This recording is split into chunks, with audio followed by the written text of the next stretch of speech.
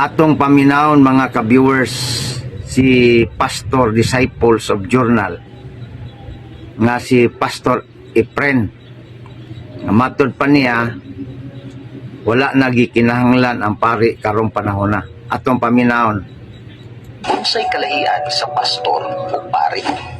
Unsa magikalahian sa pastor o pari? Unsa may kalahian sa ilang trabaho? Ug hangtod kano sa alang bataman ang ilahang trabaho? Pipila lamang kana nga matubag nato niini nga video.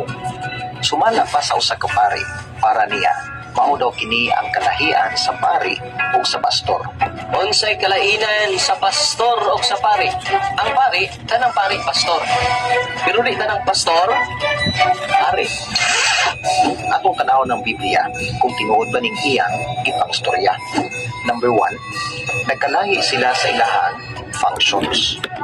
Mas nanoon ang mga pari sa ilang trabaho sa Old Testament time sa pag-facilitate sa mga offering sa sala sa katawan sa Israel ngadto sa Ginoo. Kung magdala ang usa ka Israelite sa iyang halad ngadto sa Ginoo, kinahanglan kini moagi usa sa usa ka pari. Pinaagi sa usa ka pari madawat sa Ginoo ang halad sa usa ka Hudyo para sa iyang mga sala. Ginabuhat kini sa Old Testament nga panahon tungod kay wala pa nahalad ang kinabuhi ni Kristo Jesus sa krus nga mao'y katapusang halad para sa sala sa tao. Pero samtang nagulat pa sila sa kamatayon ni Jesus ngadto sa krus, kinahanglan una moagi sa mga pari ang halad nga para sa sala sa Israel for the meantime.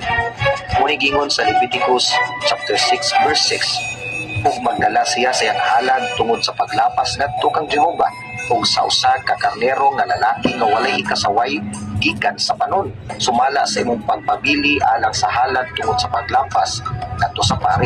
Hindi na to makita na sa Old Testament time ang pari di ay mo'y nagadawat sa halad sa mga katawan sa Israel aron dadon kini ngadto sa tiilan sa Dios. Pero pag-abot sa atong Ginoong Hesus sa New Testament time, siya ang nahimong katapusan nga halad para sa atong mga sala. Ug wala na ilaing halad pa nga musunod niini. Dinhi natapos ang trabaho sa mga pari tungod kay wala naman sila inughalad pa para sa Ginoo. Sumala pa sa Hebrews chapter 10 verse 11 na sa Old Testament time walay pahulay ang mga pari sa ilang trabaho sa paghalad ngadto sa Dios. Pero pag-abot sa verse 12, nag-ingon ang Bible na sa dihang niabot na si Jesus, siya ang nagsilbing high priest nato. Maunang siya na mismo ang nihalad sa iyang kagulingon ngadto sa cross para sa atong mga sala. Ug dito sa cross natapos ang tanang trabaho sa mga pari kay gitapos o gikumpleto na ni Jesus ang tanang trabaho sa paghalad para sa tanang sala sa tao sa kalibutan.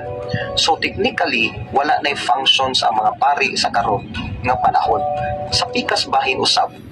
Okay, aton tubagon. Matod pa ni Pastor Efren aka Disciples Journal nga technically wala na daw trabaho ang mga pari karon.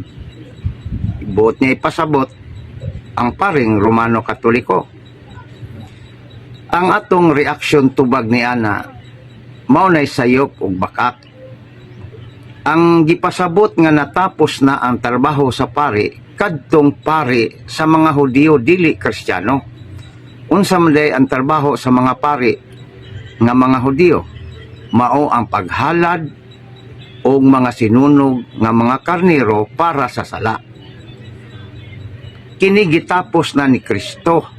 Sa dihang si Kristo mao'y katapusang halad isip karnero.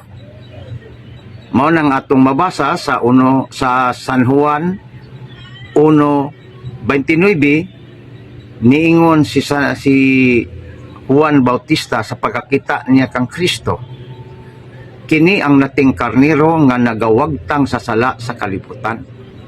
So, si Kristo ang katumanan sa simbolismong halad sa Old Testament. Mao to'y natapos.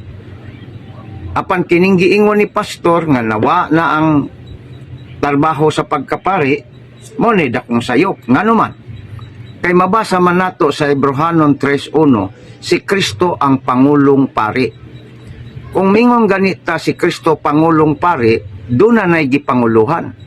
Kinsa man ang iyang gipanguluhan, ang iyang mga apostoles. Mga pari kini nga gipanguluhan ni Kristo. Busa, mabasa nato nga miingon si San Juan sa iyang sulat sa 1:6, o gihimong usa ka gingharian sa mga pari aron mag-alagad sa iyang Dios ug Amahan. Matud pa ni pastor sa Disciples Journal, wala na kunoy trabaho ang mga pari karon. Apan sa Biblia nga atong gibasa pinadayag 1:6, naapay mga pari nga mag-alagad sa Dios ug Amahan. Now kinsa may atong tuohan? Kini si Disciples Journal nga mingon siya wala nay pari, o ang Biblia nagsulti baka nig tinuod o nagsulti nig baka. Sunod nga bersikulo dinhi sa sulat ni San Pedro 2:5, kung sa may atong mabasa, atong basahon. Panuol kamo ingon nga mga batong buhi o ipagamit ang inyong kaugalingon aron matukod sa espirituhanong templo, diin mag-alagad kamo ingon nga mga balaang mga pari nga nag-alagad sa espirituhanon o makapahimuot sa mga halad ngadto sa Dios pinaagi kang Hesukristo. So naapay trabaho ang pari, Pastor Efren, Disciples Journal. So sayop ang imong giingon ug bakak ang imong giingon nga technically wala na trabaho ang pari. Mga kaigsuunang Katoliko, magbantay ta sa ingon ani nga mga wali nga mokumbinsi kanato magtuon kita tungod kay kining iyang estilo maoy pag-discourage, maoy pagkumbinsi sa mga Katoliko nga wa masayon. Mo ni atong reaksyon. Daghang salamat. Praise the Lord kanaton tanan.